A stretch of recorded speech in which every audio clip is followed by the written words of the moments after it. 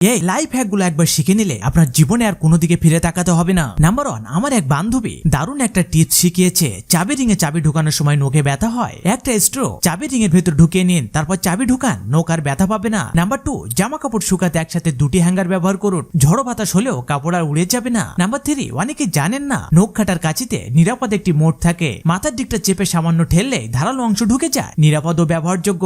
Number 4, ডাল চালের packet বন্ধ করতে আমরা যে ক্লিপ ব্যবহার করি সেটা খোলার সময় শুধু হালকা টান দিলে খুলে যাবে, অতিরিক্ত ঝামেলা নেই। নাম্বার 5, এক কাপ পানিও আরেকটি কাপে ঢালতে গেলে অনেক সময় বাইরের দেয়াল দিয়ে গড়িয়ে পড়ে, এটা রোধ করতে কাপের মুখে একটি চামচ রেখে ঢাললে আর কিছু পড়বে না, একেবারে পরিষ্কার ভাবে কাজ করা যাবে। নাম্বার 6, হাতের ব্যান্ড বা চুল বাঁধা রাবার যদি ঢিলা হয়ে যায় গরম পানিতে ভিজিয়ে রাখলে আগের মতো টান টান হয়ে যাবে। নাম্বার 7, ঘরে নখ কাটার সময় ছোট ছোট টুকরোগুলো চারিদিকে ছড়িয়ে পড়ে, নখ কাটার কাছের দুপাশে টেপ লাগিয়ে নিন, নখ কেটে সঙ্গে সঙ্গে তাতে আটকে যাবে। নাম্বার 8, ইনস্ট্যান্ট নুডলস এর সস প্যাকেট ভালোভাবে ব্যবহার করুন, প্যাকেটটি ঢাকনার নিচে রেখে হালকা করে টান দিলে পুরোটা পরিষ্কার ভাবে বের হয়ে যাবে, হাতও ময়লা হবে না। আর কাটা চামচ দিয়ে নুডলস খুলতে কষ্ট হচ্ছে, ভাঁজ করে এমন ভাবে ধরলেই হয়ে যাবে, সহজ এবং দ্রুত। নাম্বার 9, পুঁতির ছিদ্র ছোট হলে সুতা ঢোকানো যায় না, সুতা কেটে ফেলার আগে আগুনে সামান্য পুড়িয়ে নিন, তারপর হাত দিয়ে চেপে ধরুন, 2 প্রান্ত জুড়ে যাবে, তারপর সহজে পুঁতির মধ্যে সুতার মাথা ঢুকবে। এমন আরো দরকারি টিপ জানতে আমাকে লাইক, সাবস্ক্রাইব এবং ফলো করতে ভুলবেন না।